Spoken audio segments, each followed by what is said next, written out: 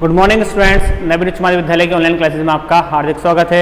मैं आपका स्वागत करता हूं बच्चों। देखिए आज का जो हमारा लेक्चर है ये हमारे एग्रीकल्चर वाले बच्चों के लिए है।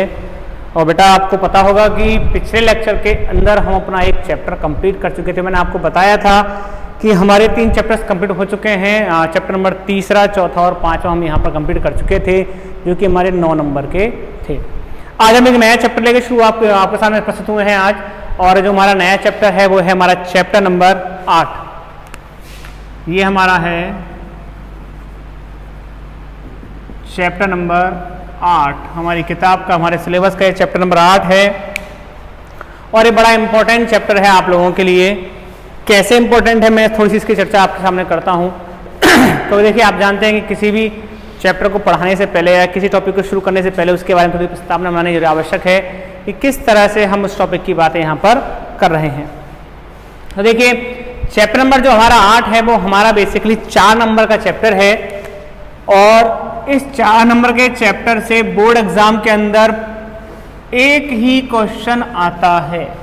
अब वो एक क्वेश्चन भी 4 नंबर का ही आता है, यानी कि बड़ा इंपॉर्टेंट सा चैप्टर है हमारे पास कि यहाँ हमें पता होता है कि कैसा क्वेश्चन हमसे पूछा जाएगा। ये बहुत ही निश्चित सी बात यहाँ पर आपके सामने पता लगती है कि यहाँ एक ही क्वेश्चन आना है और 4 नंबर का आना है। एक ही क्वेश्चन इस चैप्टर से आएगा, वो भी कैसा आएगा, 4 नंबर का ही आएगा। अब कैसा क्वेश्चन आ सकता है, क्या हो सकता है, तो मैं थोड़ी सी जानकारी आपको यहाँ पर चैप्टर की दे देता हूँ कि बोर्ड एग्जाम में हमारे सामने ये क्वेश्चन कैसा आया था 2020 के अंदर और 2019 के अंदर। देखिए ये हमारा जो चैप्टर है इसका पेपर में आता है क्वेश्चन नंबर 30, यानी क्वेश्चन नंबर जो लास्ट क्वेश्चन है हमारे वही बोर्ड एग्जाम में हमसे पूछा जाता है इस चैप्टर से। देखिए यहाँ आप ऐसे समझ रहे होंगे चैप्टर के नाम को लेकर कि विभिन्न उर्वरकों की मृदा में अभिक्रिया एवं फसलों पर प्रभाव की चर्चा यहाँ पर की जाएगी। यानी कि विभिन्न प्रकार के जो उर्वरक होते हैं वो उर्वरक मृदा में किस प्रकार की अभिक्रिया करते हैं तथा फसलों पर उनका क्या प्रभाव पड़ता है, वो जानकारी हमें यहाँ से प्राप्त करनी है कि प्रत्येक उर्वरक क्या तो प्रभाव रखेगा, किस प्रकार से वो मृदा को प्रभावित करेगा और मृदा के अंदर उसकी क्या क्या अभिक्रियाएं होंगी। यही हमें यहाँ से पढ़ना है। और ये एग्रीकल्चर वाले बच्चों के लिए क्यों इंपॉर्टेंट है, क्योंकि देखिए हम लोग जानते हैं कि उर्वरकों का उपयोग हम हमारी फसलों की वृद्धि के लिए करते हैं, तो कौन सा उर्वरक हमारी फसल के लिए कितना अधिक उपयोगी है, उन सब की भी जानकारी हमें यहाँ से प्राप्त हो जाती है। अब बोर्ड एग्जाम में क्वेश्चन कैसे आएगा, बोर्ड एग्जाम में जो क्वेश्चन आएगा वो इस 4 नंबर के क्वेश्चन के 4 टुकड़ों के रूप में आएगा। इस 4 नंबर क्वेश्चन के 4 टुकड़े होंगे, 1, 1, 1 और 1। यानी कि अगर आप थोड़ा सा दिमाग लगा दें और इस 4 नंबर के क्वेश्चन में से 2 टुकड़े भी तैयार कर लें तो 2 नंबर आपके, 3 टुकड़े तैयार कर लें तो 3 नंबर आपके, और 4 टुकड़े अगर आप पर तैयार हो जाएं तो 4 में से 4 नंबर आपके। यहां मार्क्स कटने की गुंजाइश बेहद कम होती है। क्या आपसे पूछा जाएगा, आपसे पूछा जाएगा संगठन, यानी कि सबसे पहले पूछा जाएगा उसका संगठन कि मृदा में उसका क्या संगठन होता है, यानी कि जो हमारा उर्वरक हम उपयोग में ले रहे हैं उस उर्वरक का संगठन कैसा है। ठीक है, और संगठन पूछने के बाद आपसे पूछा जाएगा उसके गुण,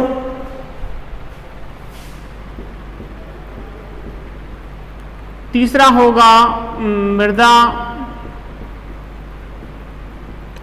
में अभिक्रिया और चौथा होगा फसलों पर प्रभाव।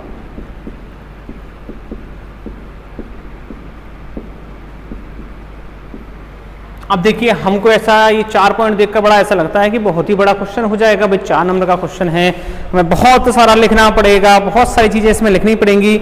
ऐसा नहीं है, ऐसा नहीं है। क्यों नहीं है, मैं आपको थोड़ा सा क्वेश्चन को पढ़कर एक बार सुना देता हूं जिससे कि आपके दिमाग का जो भ्रम है, जो समस्या है वो यहाँ पर हल हो जाए। देखिए जो क्वेश्चन बोर्ड एग्जाम में पूछा गया था वो क्या था, मैं आपको यहां पढ़कर सुनाता हूं। हम कहें तो कैल्शियम अमोनियम नाइट्रेट का संगठन हमसे पूछा गया था। कैल्शियम अमोनियम नाइट्रेट का संगठन 1 नंबर का, कोई 2 गुण 1 नंबर के, तो देखिए केवल 2 लाइन आपको लिखनी है और 1 नंबर आपका, कोई भी 2 गुण जो उससे संबंधित है वो यहां पर आप लिखें, आपका 1 नंबर आएगा। संगठन की बात करें, संगठन में 3-4 लाइन होती है और बहुत ही कॉमन होती है, बहुत छोटी छोटी बातें होती हैं, तो यहां से ये 2 नंबर लाना तो बेहद आसान काम हो जाता है। तीसरा पूछा जाता है मृदा अभिक्रिया या मृदा में होने वाली उसकी अभिक्रियाएं, कि मृदा में वो किस प्रकार की अभिक्रियाएं प्रदर्शित करता है। तो ये भी 1 नंबर का है। ये सब थोड़ा सा कुछ बच्चों के लिए हो सकता है कठिन पड़ता हो, क्योंकि यहाँ पर कुछ रासायनिक अभिक्रियाएं भी आती हैं।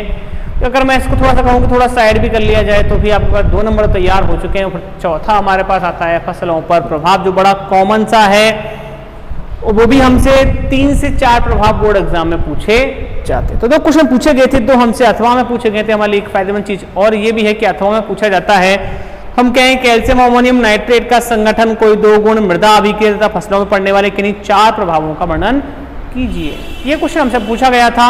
ऐसा ही एक और अथवा में क्वेश्चन पूछा गया, वो था सल्फेट ऑफ पोटास का संगठन, कोई 2 गुण, मृदा में अभिक्रिया तथा फसलों पर पड़ने वाले किन्हीं 4 प्रभावों को लिखिए, समझाइए। तो ये क्वेश्चन हमसे बोर्ड एग्जाम में पूछे जा चुके हैं। वर्ष 2020 के अंदर ऐसा हो चुका है।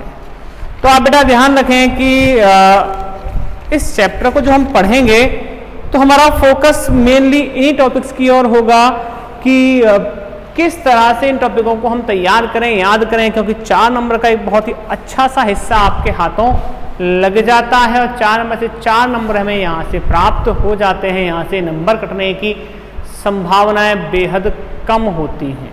ठीक है, तो चलिए शुरुआत करते हैं इस चैप्टर की।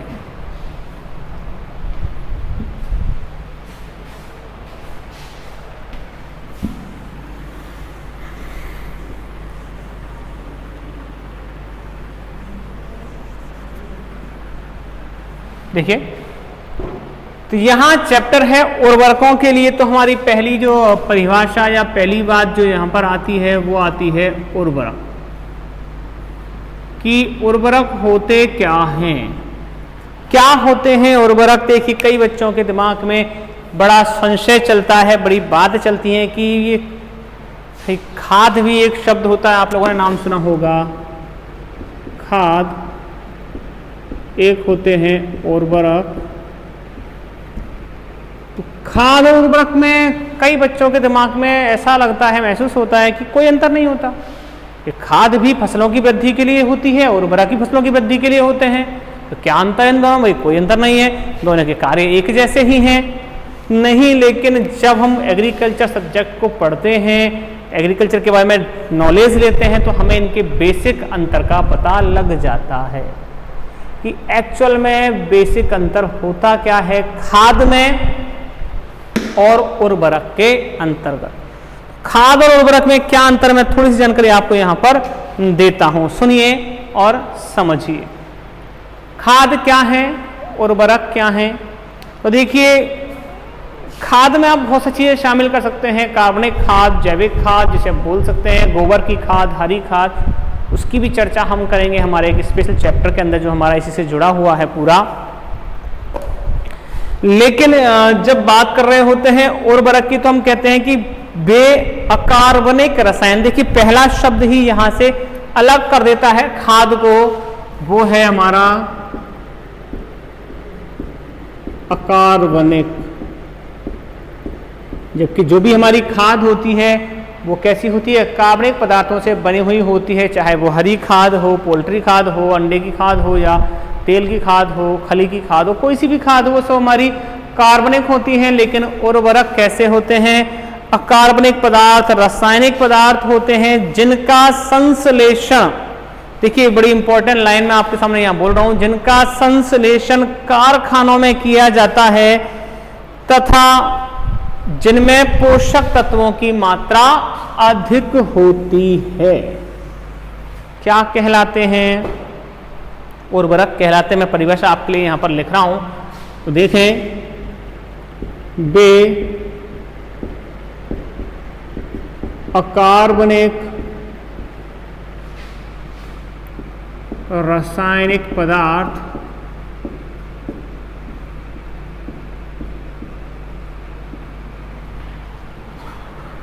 जिनका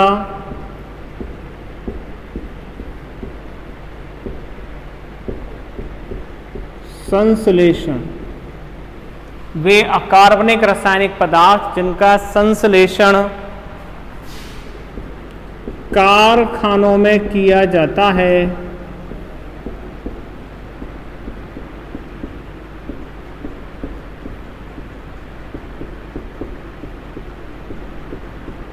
जिसका संश्लेषण कहाँ किया जाता है? कारखानों में किया जाता है, तथा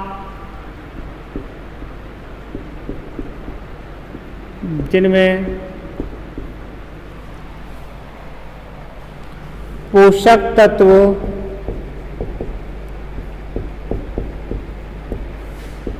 अधिक मात्रा में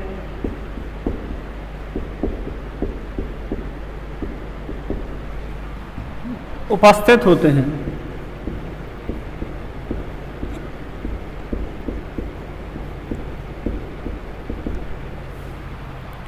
यानी कि बे अकार्बनिक रासायनिक पदार्थ जिनका संश्लेषण कहाँ किया जाता है? कारखानों में किया जाता है, फैक्ट्रीज में किया जाता है, तथा जिनमें पोषक तत्व अधिक मात्रा में उपस्थित होते हैं। देखिए बात बड़ी इंपॉर्टेंट है कि जिनमें पोषक तत्व है वो कहाँ होंगे?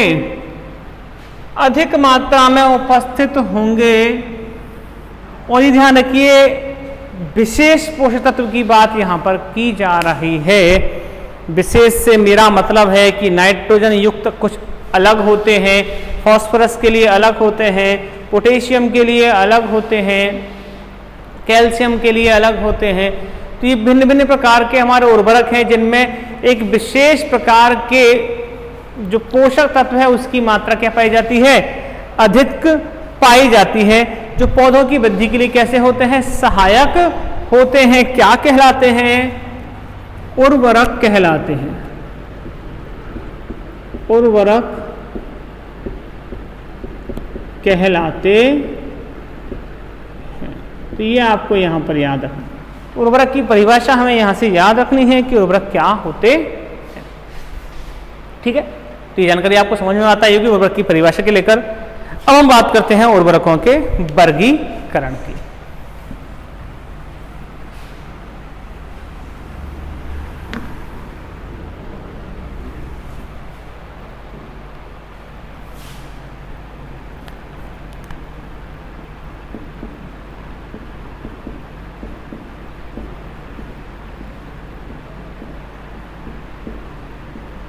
रासायनिक उर्वरकों को देखिए 5 भागों में बांटा गया है।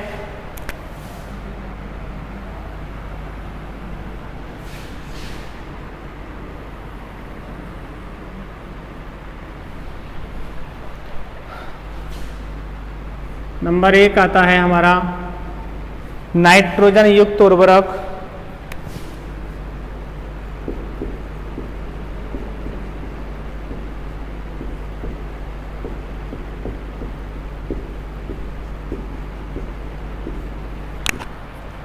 नंबर 2 आता है हमारा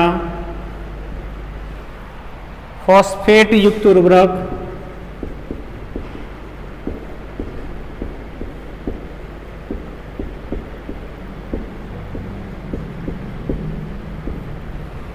नंबर 3 आता है पोटेशियम युक्त उर्वरक।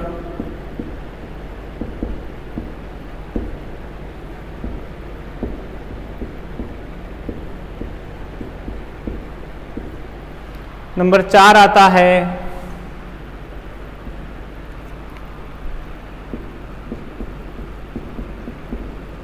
यौगिक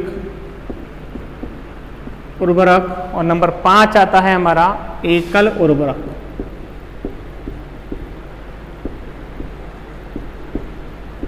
ये टोटल 5 प्रकार के उर्वरक हैं हमारे रासायनिक जिनकी हम बात करते हैं।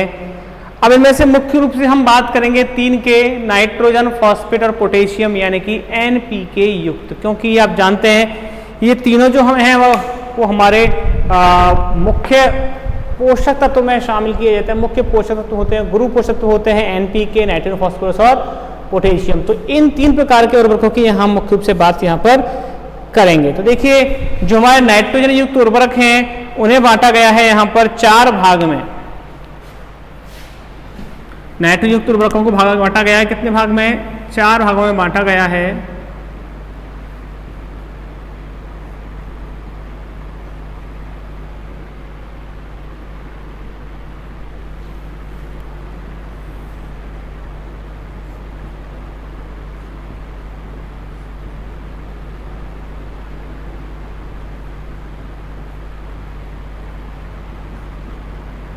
चार भागों में बांटा गया है, इनके नाम यहां पर लिखूं तो ये पहला आता है हमारा अमोनिया,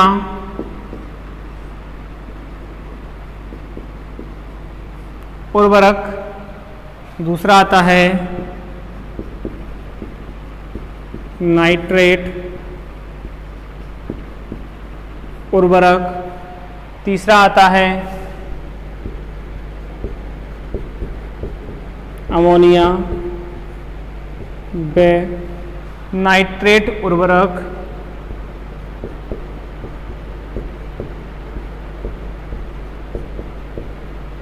और पांचवा आता है एमाइड उर्वरक, चौथा आता है एमाइड उर्वरक। तो 4 प्रकार के उर्वरक होते हैं जो नाइट्रोजन युक्त होते हैं, जिनमें नाइट्रोजन आवश्यकता होती है, नाइट्रोजन होता है। अमोनिया, नाइट्रेट, अमोनिया व नाइट्रेट और एमाइड उर्वरक को यहाँ पर हम शामिल कर लेते। दूसरे हम बात करें फॉस्फेट युक्त उर्वरकों की, तो फॉस्फेट युक्त उर्वरकों को भी बांटा जाता है 3 भागों में।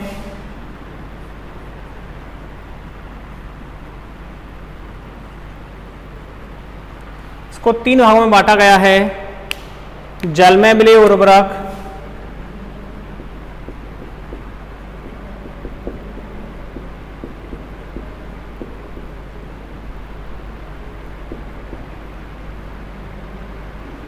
और साइट्रिक अम्ल में मिले उर्वरक,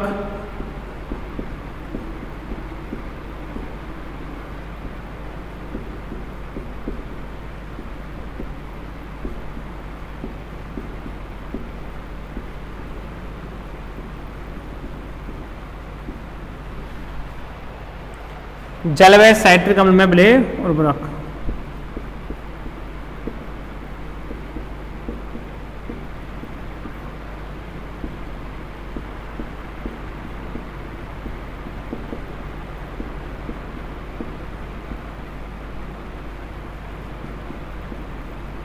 तो यहां 3 प्रकार के उर्वरकों की बात करते हैं।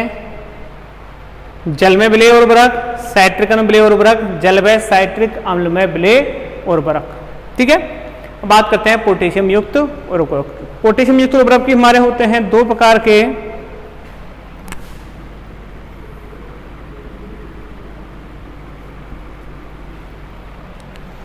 नंबर 1 आता है हमारा क्लोराइड युक्त उर्वरक।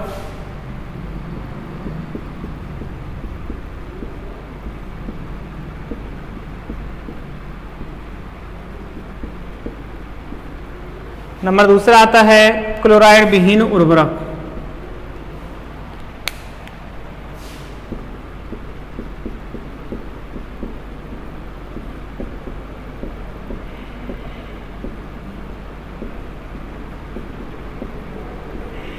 तो बेटा देखिए ये जो है आपका वो है पूरा रासायनिक उर्वरकों का वर्गीकरण, यानी कि रासायनिक जो उर्वरक होते हैं वो मुख्य रूप से 5 भागों में बांटे जाते हैं। 5 प्रकार के हमारे रासायनिक उर्वरक होते हैं जिनकी हम अगर बात करें आपसे, तो 5 प्रकार के उर्वरकों के अंदर नाइट्रोजन युक्त उर्वरक होते हैं, फॉस्फेट युक्त उर्वरक होते हैं, पोटेशियम युक्त उर्वरक होते हैं, यौगिक उर्वरक होते हैं और एकल उर्वरक भी शामिल किए जाते हैं। ठीक है, नाइट्रोजन युक्त उर्वरकों को भी बांटा गया है 4 मुख्य प्रकारों में, क्योंकि देखिए नाइट्रोजन युक्त उर्वरकों का अधिकाधिक मात्रा में उपयोग किया जाता है और वो नाइट्रोजन युक्त जो उर्वरक हैं वो हमारे मुख्य रूप से 4 प्रकार के होते हैं। अमोनिया उर्वरक, देखिए इनके जो प्रकार है मुख्य रूप से बांटे गए हैं इनकी उपस्थिति के आधार पर कि किस रूप में नाइट्रोजन के अंदर पाया जाता है। जैसे अमोनिया उर्वरक में नाइट्रोजन अमोनिया के रूप में पाया जाता है, आप जानते हैं अमोनिया का सूत्र होता है NH3, अमोनिया के रूप में यहाँ पाया जाता है। नाइट्रेट उर्वरक में नाइट्रोजन जो होता है वो नाइट्रेट के रूप में होता है, यानी कि NO3- के रूप में होता है। अमोनिया में नाइट्रेट यानी एक ऐसा उर्वरक जिसमें अमोनिया के रूप में भी होगा और नाइट्रेट के रूप में भी पाया जाएगा। और दूसरा होता है एमाइड उर्वरक जिसमें NH2 के रूप में पाया जाता है, जैसे कि यूरिया। यूरिया में NCONH2 आप जानते हैं, NH2CONH2 यूरिया का सूत्र होता है, उसमें एमाइड यूरिया के रूप में पाया जाता, सॉरी NH2 के रूप में पाया जाता है यूरिया। बात करें फॉस्फेट युक्त उर्वरकों की, तो फॉस्फेट में विलेयता के आधार पर बोला गया है कि ऐसे उर्वरक जो जल में विलेय हो जाते हैं वो जल में विलेय उर्वरक कहलाते हैं। ऐसे होते हैं जो कुछ साइट्रिक अम्ल में विलेय होते हैं वो साइट्रिक अम्ल विलेय उर्वरक कहलाते हैं। और कुछ ऐसे उर्वरक भी होते हैं जो दोनों में ही विलेय होते हैं, उनको भी यहाँ पर शामिल किया गया है। देखिए आपको अगर बात की जाए साइट्रिक अम्ल की, तो आप जानते हैं साइट्रिक अम्ल खट्टे फलों से प्राप्त हमें होता है, तो उसमें ये आसानी से घुल जाते हैं। पोटेशियम युक्त उर्वरकों को बांटा गया है 2 हिस्सों में, एक में क्लोराइड होना चाहिए और दूसरे में क्लोराइड नहीं होना चाहिए। तो इस प्रकार से हमारे पास पूरे रासायनिक उर्वरकों के वर्गीकरण को यहाँ बताया गया है, समझाया गया है। ठीक है, अब बढ़ते हैं आगे की ओर।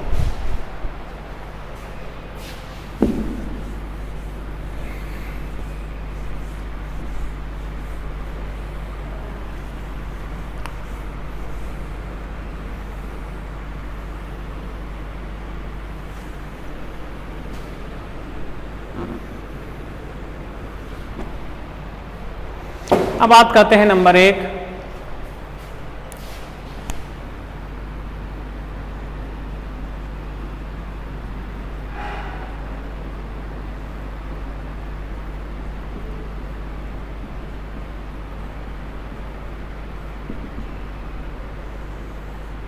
नाइट्रोजन युक्त उर्वरक।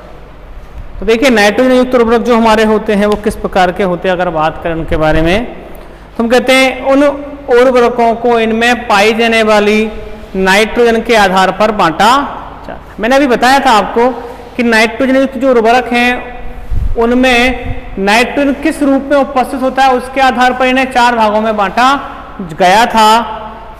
तो उसमें से नंबर 1 आता है हमारा अमोनियम उर्वरक। नंबर 1 जो आता है, हम एक एक करके सबकी चर्चा करेंगे यहाँ पर। जो हमारा नंबर 1 आता है वो है हमारा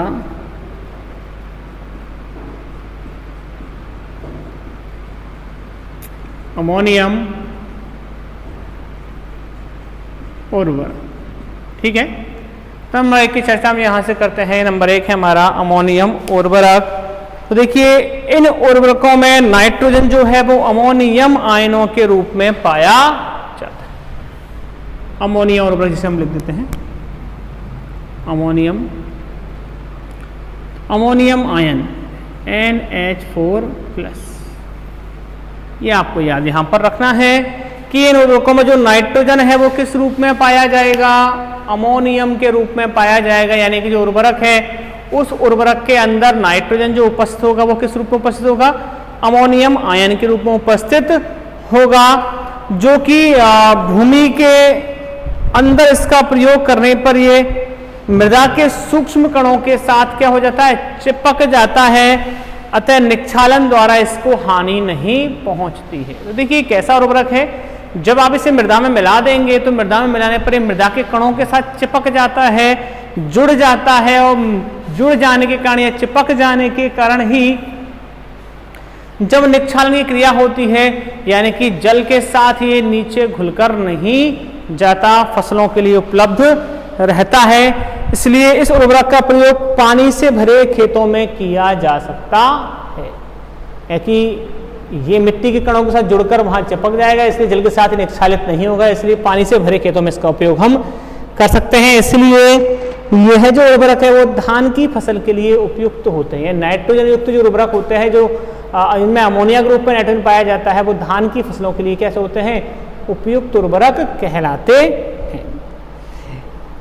जैसे इसके दो उदाहरण हैं, अमोनियम सल्फेट और अमोनियम क्लोराइड। मैं दोनों का सूत्र आपको यहां लिख देता हूं।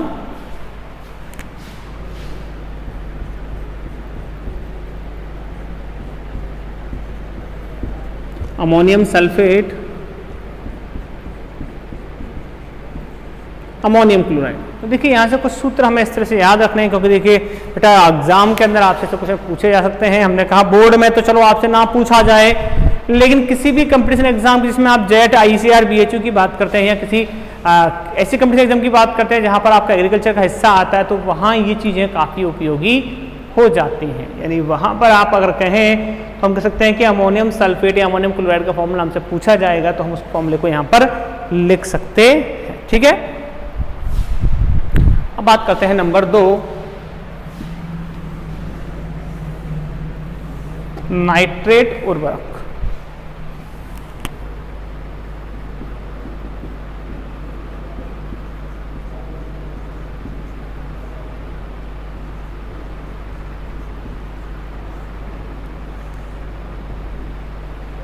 बात कर रहे हैं आप नाइट्रेट उर्वरक की कि नाइट्रेट उर्वरक कैसे होते हैं, क्या होते हैं। तो देखिए नाइट्रेट उर्वरक की अगर बात की जाए यहाँ पर हम कह सकते हैं कि इन उर्वरकों में जो नाइट्रोजन है वो नाइट्रेट के रूप में उपस्थित होती है, NO3- के रूप में उपस्थित होती है।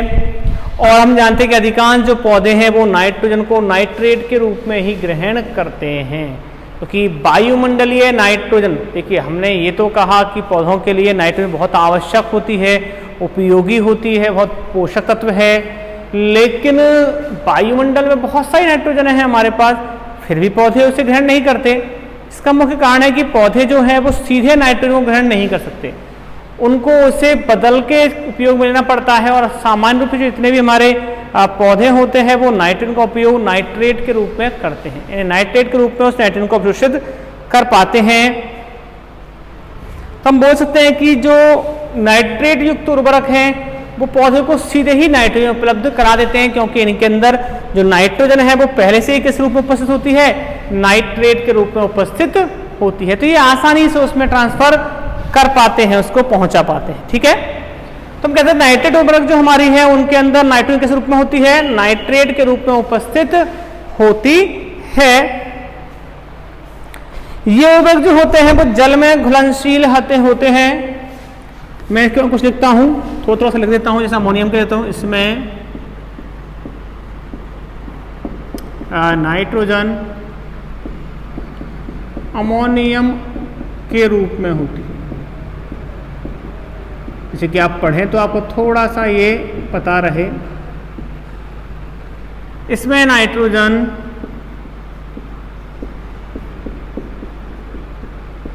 नाइट्रेट के रूप में होती है,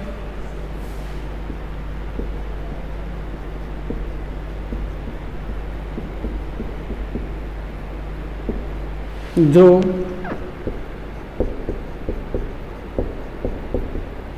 जल में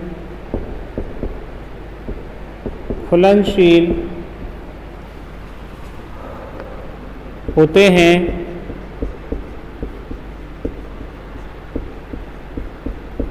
अतः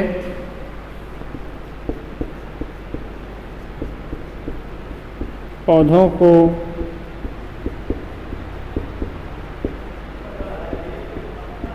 आसानी से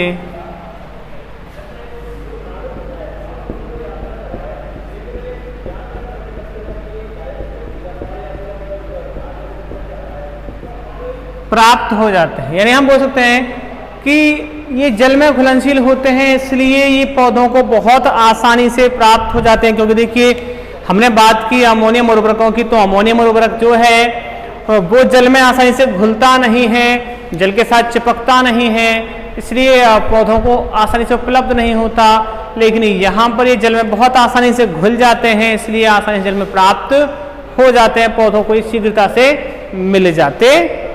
ठीक है, इसके कुछ उदाहरण मैं यहाँ पर आपके सामने लिखता हूँ, जैसे सोडियम नाइट्रेट NaNO3, इसे हम बोलते हैं क्या, सोडियम नाइट्रेट। इसे बोलते हैं हम सोडियम नाइट्रेट NaNO3। दूसरा होता है हमारा पोटेशियम नाइट्रेट, इसे बोला जाता है KNO3।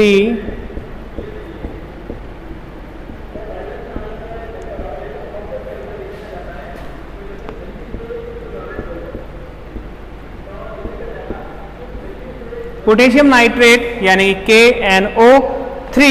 और दूसरा है हमारे पास कैल्शियम नाइट्रेट,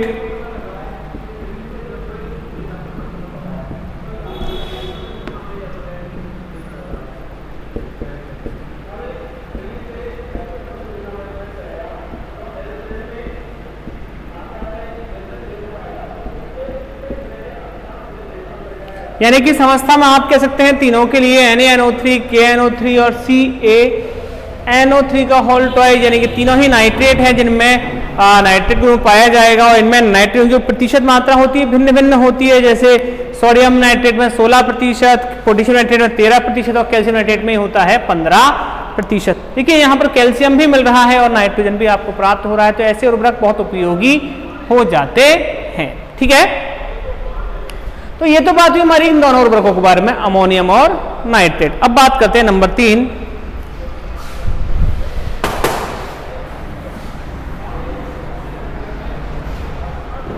नाइट्रेट तथा अमोनियम उर्वरक।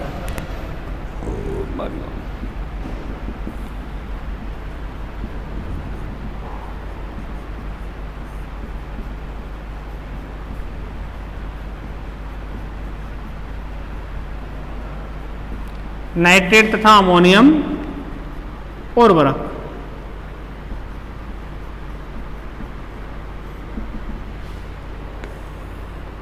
यानी ऐसे उर्वरक जिनमें नाइट्रोजन, अमोनियम तथा नाइट्रेट दोनों ही रूप में उपस्थित होती है, उसे कहते हैं अमोनियम तथा नाइट्रेट उर्वरक। यानी नाइट्रोजन जो होगी वो नाइट्रेट के रूप में भी होगी और अमोनियम के रूप में भी वहां पर उपस्थित हो जाएगी। अतः इन उर्वरकों का प्रभाव अमोनियम और नाइट्रेट दोनों के मध्य का होता है, यानी कि ये अमोनियम की तरह से भी उपयोगी होती है और नाइट्रेट के रूप में भी उपयोगी हो जाती है। मैं लिखता हूं, इनमें नाइट्रोजन, अमोनियम में नाइट्रेट दोनों रूपों में पाई जाती है।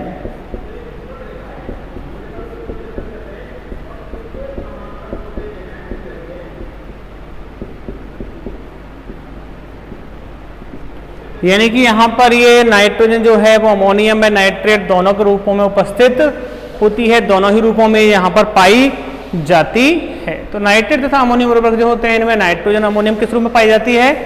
अमोनियम और नाइट्रेट के दोनों के रूप में उपस्थित होती है। इसलिए इनका जो प्रभाव होता है, अतः इनका प्रभाव दोनों के मध्य का होता है।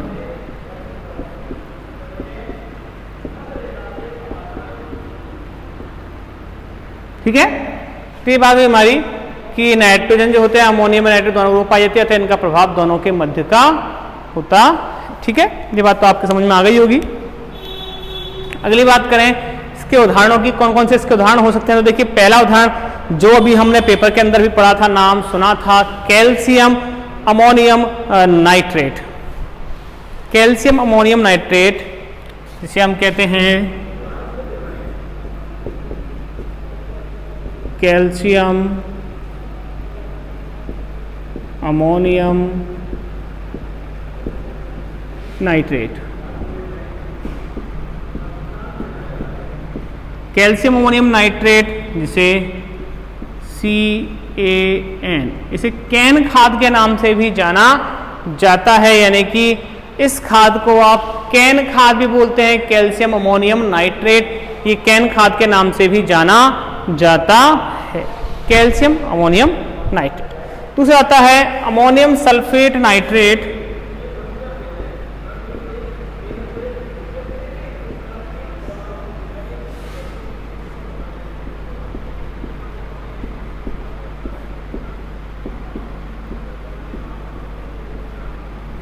अमोनियम सल्फेट नाइट्रेट और तीसरा आता है हमारा ammonium nitrate.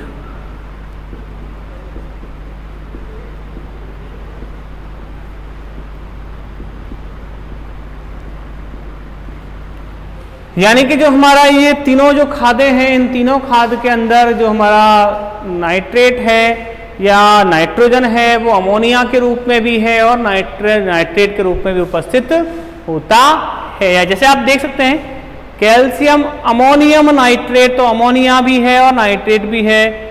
Ammonium sulphate nitrate, ये अमोनिया भी है नाइट्रेट और साथ में उपस्थित है सल्फेट भी, यहाँ उपस्थित है कैल्शियम और ये है अकेला अमोनियम नाइट्रेट। और इनमें भी नाइट्रोजन की प्रतिशत मात्रा होती है वो भिन्न भिन्न होती है।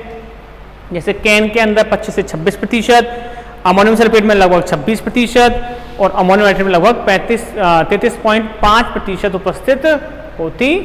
तो इनकी सबकी अलग अलग मात्राएं भी यहाँ पर हैं। अब बात करते हैं अगली नंबर 4।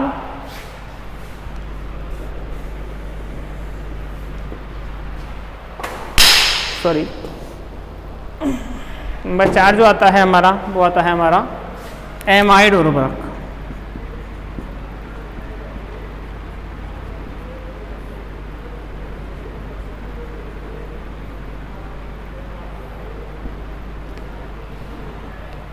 देखिए एमाइड उर्वरक क्या है, तो हमने कहा था कि जो एमाइड उर्वरक हमारे होते हैं वो किस प्रकार के होते हैं। ऐसे जो उर्वरक होते हैं इन उर्वरकों में एमाइड के रूप में नाइट्रोजन पाया जाता है। जैसा बोला है कि उर्वरकों में यूरिया तथा जो होता है कैल्शियम साइनाइड CaCN2 मुख्य होते हैं। यानी इन उर्वरकों के अंदर मुख्य रूप से दो प्रकार के उर्वरक पाए जाते हैं। एक तो पाया जाता है यूरिया, मैंने आपको बताया था यूरिया एक प्रमुख उर्वरक है नाइट्रोजन के लिए। ये भी जल में शीघ्र विलय होते हैं, लेकिन इन उर्वरकों से नाइट्रोजन पौधों को धीरे धीरे प्राप्त होती है। कैसे, देखिए बताते हैं। तो पहली बात तो हमने कहा एमाइड के रूप में होने चाहिए। थोड़ा सा एक लाइन लिख देता हूं यहां पर। इसमें नाइट्रोजन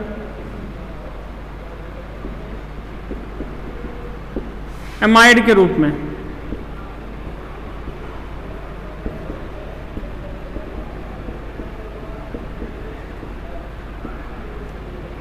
नाइट्रोजन है वो किस रूप पाई जाती है, एमाइड के रूप पाई जाती है। और इसके बहुत महत्वपूर्ण उदाहरण है वो है यूरिया और कैल्शियम साइनाइड।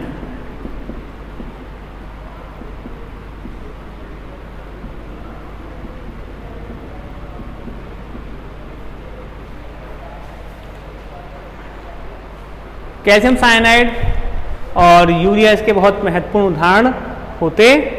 देखिए क्या है इसका मतलब, इन उर्वरकों में जो पाया जाता है इन्हें कार्बनिक उर्वरक कहते हैं, क्योंकि इनमें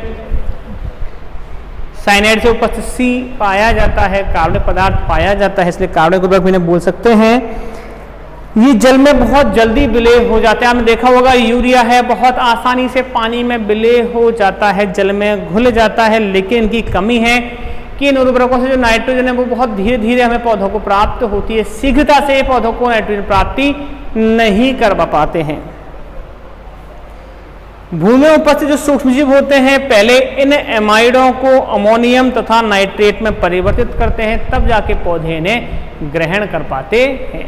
यानी कि अगर हम बोले तो हम कह सकते हैं कि नाइट्रोजन स्थिरीकरण जो जीवाणु मृदा में उपस्थित होते हैं, ये जीवाणु जो होते हैं ये मृदा में उपस्थित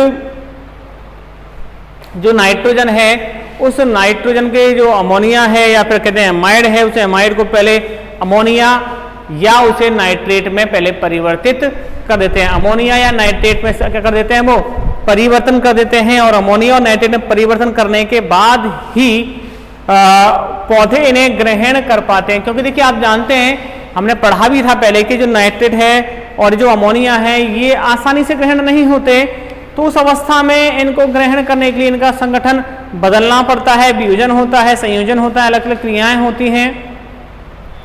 जब जो सूक्ष्म जीवाणु होते हैं वो इन एमाइडों को तोड़ देते हैं या कन्वर्ट कर देते हैं, बदल देते हैं किसमें, नाइट्रेट और अमोनिया के अंदर, जो हमने शुरुआत में पढ़े थे। तो यानी कि कन्वर्जन वही है, इसलिए थोड़ा धीरे धीरे पौधों को प्राप्त होते हैं, थोड़ा सा देरी से पौधों को प्राप्त होते हैं। क्योंकि देखिए आप लोग फसल में यूरिया का बहुत उपयोग करते हैं, लेकिन यूरिया आप समझ पा रहे हैं कि यूरिया का उपयोग जब किया जाएगा तो वो धीरे धीरे प्राप्त पौधे को होगा। उस अवस्था में नाइट्रोजन की प्राप्ति पौधे को बहुत धीमी गति से होती है। यहाँ से बड़ी इंपॉर्टेंट बात आती है कि जो आपको नोट भी करनी है, यूरिया। पहली बात तो मैं आपको यूरिया का सूत्र यहाँ लिख देता हूँ, NH2CONH2, ये बड़ा इंपॉर्टेंट सूत्र है यूरिया का। यूरिया का सूत्र है NH2CONH2। और यहाँ से जो इंपॉर्टेंट बात है वो आपको बताता हूँ कि यूरिया में सर्वाधिक 46% नाइट्रोजन पाई जाती है। जितने भी उर्वरक आप पढ़ते हैं नाइट्रोजन के युक्त, उन सब में सर्वाधिक नाइट्रोजन कैसे पाई जाती है? यूरिया में पाई जाती है। उसका प्रतिशत वैल्यू कितनी है? 46% नाइट्रोजन पाई जाती है यूरिया के अंदर। ये क्वेश्चन आपका देखिए कहीं से भी पूछा जा सकता है, किसी भी एग्जाम में पूछा जा सकता है, क्योंकि एग्रीकल्चर के टॉपिक से जुड़ी हुई टॉपिक है आपका ये, तो वहां से पूछा जा सकता है कि किस रासायनिक उर्वरक में नाइट्रोजन की प्रतिशत मात्रा सर्वाधिक होती है? वो होती है यूरिया। और कितनी होती है? वो है हमारी 46%। 46% सर्वाधिक पाई जाती है इनके अंदर यूरिया की प्रतिशत मात्रा। ठीक है, अब बेटा देखिए ये हमने जो पढ़ा ये था हमारा नाइट्रोजन युक्त उर्वरक की जानकारी। ये हमारी जानकारी किसकी थी? नाइट्रोजन युक्त उर्वरक की थी। अब हम थोड़ा सा इससे आगे की ओर बढ़ते हैं,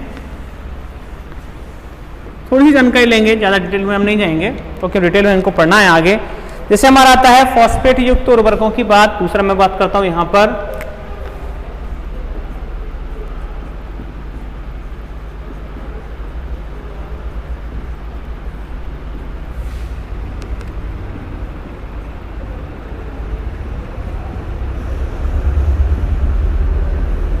बात करते हैं हम फॉस्फेट युक्त उर्वरकों की। ये फॉस्फेट युक्त उर्वरक कौन कौन से हमारे यहाँ पर होते?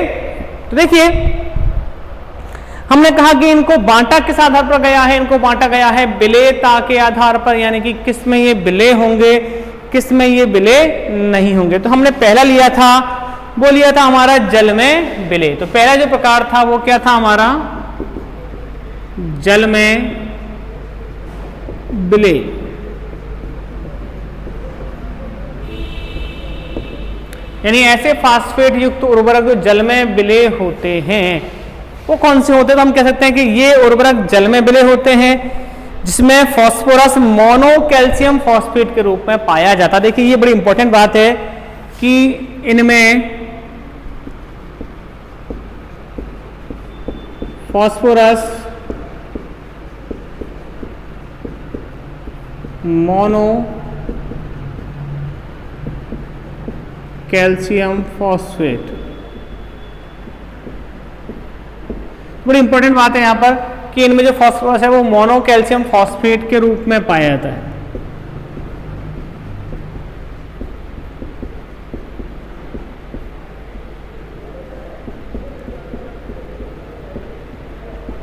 ये हमारे बड़ी काम की चीज है कि इनमें जो फास्फोरस वो किस रूप में पाया जाएगा? मोनो कैल्शियम फॉस्फेट के रूप में पाया जाएगा।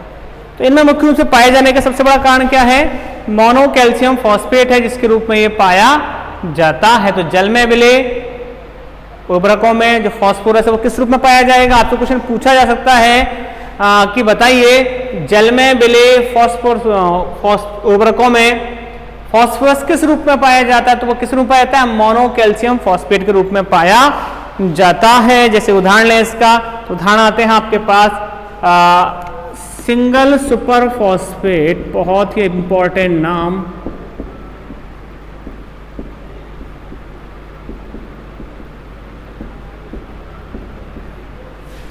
इसे बोलते हैं SSP, सिंगल सुपर फॉस्फेट, इसे बोलते हैं SSP। फिर आता है हमारे पास ट्रिपल सुपर फॉस्फेट, इसे आप TSP भी बोल सकते हैं। और आता है मोनो अमोनियम फॉस्फेट।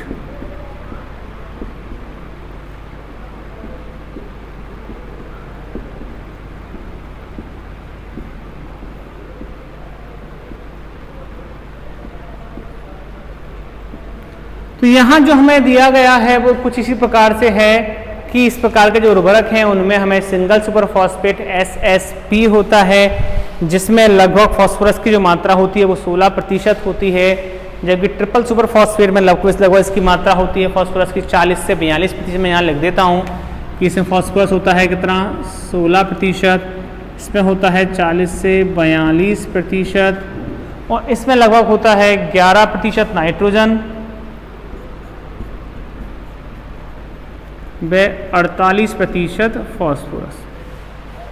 तो आप बोल सकते हैं यहाँ कि यहाँ जो SSP है उस SSP के अंदर जो हमारा फास्फोरस का प्रतिशत मात्रा है वो है 16%, ट्रिपल सुपर फॉस्फेट में है वो लगभग 40 से 42%, जबकि मोनो अमोनियम फॉस्फेट में ये है लगभग 48% फॉस्फेट पाया जाता है। तो ये हमारे कौन से हैं, जल में विलेय उर्वरक हैं। जल में विलेय की बात हम आपसे कर चुके हैं। यहाँ पर दूसरा अगर बात की जाए तो आता है साइट्रिक अम्ल में विलेय।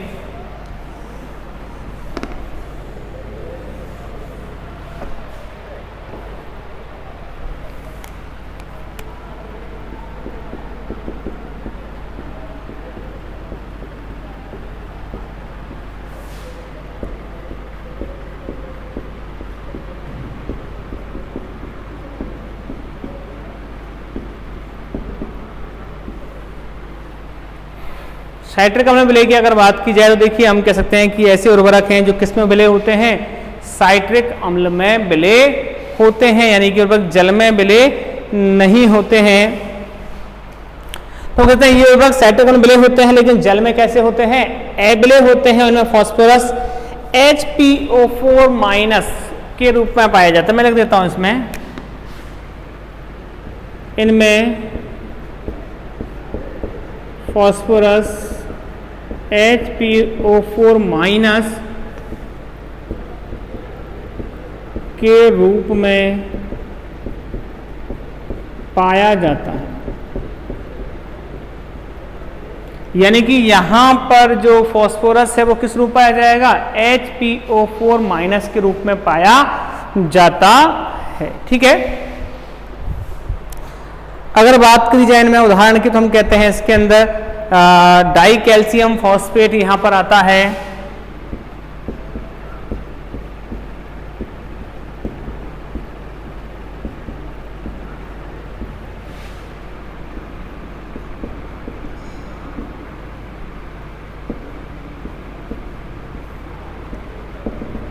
डाई कैल्शियम फॉस्फेट यहां होता है, तो रेनेनिया फॉस्फेट होता है,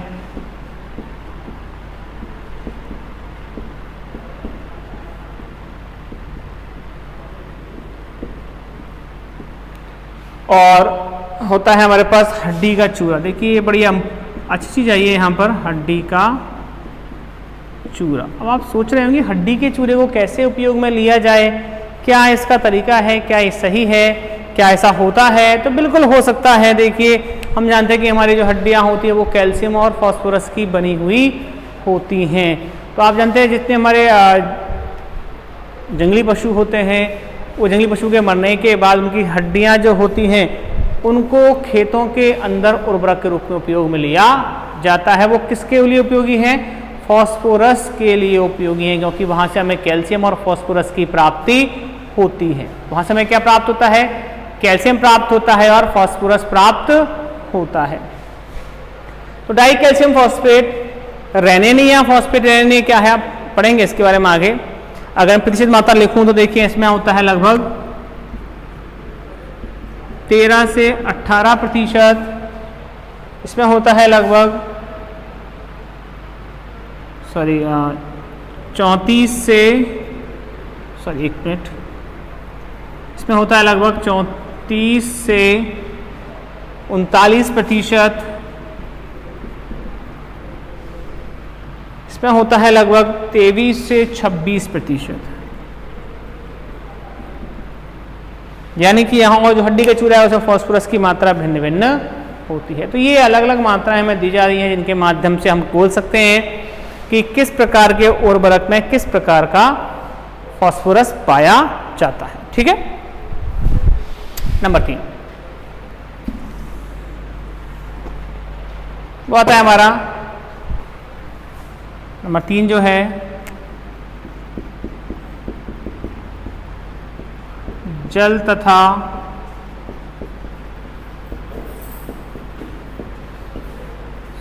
साइट्रिक अम्ल में विलय, यानी कि ऐसा उर्वरक हैं जो जल और साइट्रिक अम्ल दोनों में विलय होते हैं। तो देखिए अगर उनके बारे में बोला जाए तो हम बोल सकते हैं क्या कि ये ऐसे उर्वरक हैं जो न तो जल में विलय होते हैं और ना ही साइट्रिक अम्ल में विलय हो सकते हैं। तो हम बोल सकते हैं कि कौन से भी उर्वरक हो जाएंगे जो दोनों में ही अविलय रहेंगी। ये ऐसे उर्वरक हैं जो दोनों ही प्रकार के उर्वरकों में अविलय होते हैं। ठीक है, तो बेटा ये आज जो हमने कुछ पढ़ा है यहाँ पर वो हमारा बहुत इंपॉर्टेंट और छोटा छोटा टॉपिक था, स्टार्टिंग हमने कर दी है। और अगले वीडियो के अंदर जब हम पढ़ेंगे तो इन उर्वरकों को थोड़ा विस्तार से पढ़ेंगे, समझते हुए पढ़ेंगे और प्रत्येक उर्वरक के बारे में हम जिन 4 पॉइंटों की बात कर रहे हैं जो बोर्ड एग्जाम पूछे जाते हैं उन 4 पॉइंटों को थोड़ा सा फोकस करते हुए पढ़ेंगे, जिससे कि बोर्ड एग्जाम में हमें पूरे नंबर प्राप्त हो पाए। तो बेटा आज की वीडियो के लिए इतना ही है, नेक्स्ट वीडियो के अंदर हम मिलते हैं। Thank you.